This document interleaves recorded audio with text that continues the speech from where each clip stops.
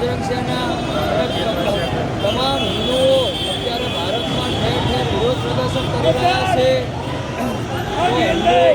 હિન્દુઓના છાત્રો ઉપર જે અત્યાચાર થઈ રહ્યા છે તેના માનમાં આજે ચાંદોડિયા